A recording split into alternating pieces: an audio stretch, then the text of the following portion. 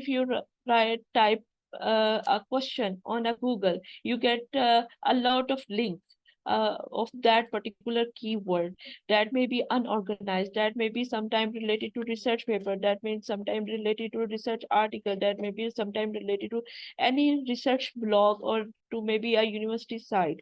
So you get irrelevant information sometimes. But with the emerging of the AI tools, and that AI tool will integrate with this academic based search engine, you only get a relevant answers, you get only relevant papers. If you want to select a research blog, you can get a research blog. If you want to get a research articles, you can only get a research article. If you want a research papers or research books, you only get that particular link, but you don't get any sponsored link or any other link. This is how AI is change the searching trend of the researcher in the academic. So before we going to talk about how these AI tools help us, we should talk about what is the ethical policy that are under consideration by different journals. As you can see, what is the 70% and what is the 17%? That 17% journals only focused on the banned AI content, how they data which is generated from the AI will not be considered in our articles.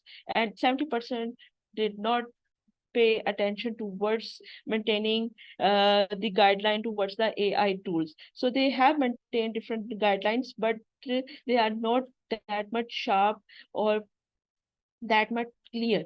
So if you think what should be a guideline, if we think that we can generate a whole AI, that will be a plagiarism and that will be unacceptable. If you think that sometimes we write and and is spelling, and sometimes oftenly a type of mistake we write ADN, so that ADN will be highlighted by AI that you have a mistake there and you have to correct them. So this will not come into the AI generated task or AI generated content. So this is a particular scene problem that the spelling is wrong and we have to correct them. So if we create a whole content from the AI, that will be a plagiarized and that will be not entitled, not be acceptable from the journal perspective. And when and is plagiarized, there are many tools that are developed to detect AI content plagiarism. So there are many content where ethical application of AI research based issue is involved. For example, validated of sources. So sometimes the data is generated from the AI is not validated. So we take the information, if we don't validate that source, if don't validate that particular information, so this will uh, become a ethical issue. So we have to check them. So sometimes the research is misrepresentation, sometimes inherited bias. So there are sometimes a very high plagiarism potential will be seen. So there are many lines where we have to consider ethical issue regarding to the AI. So when we are working with the AI, we have already know somehow by knowing or by not knowing, we are considering these steps or these points to discuss either we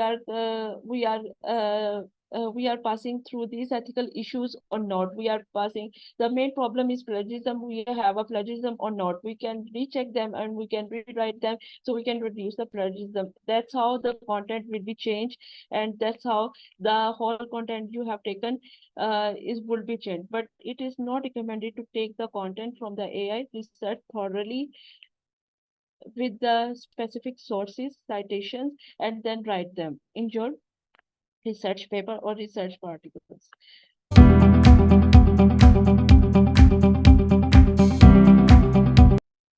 Do you think that these AI tool can think of a new research topic? No.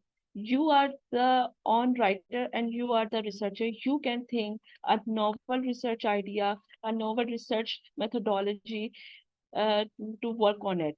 So AI tool will never give you a new idea. They give you the idea that are already published. But a novel idea or the idea you have generated in your mind is yours.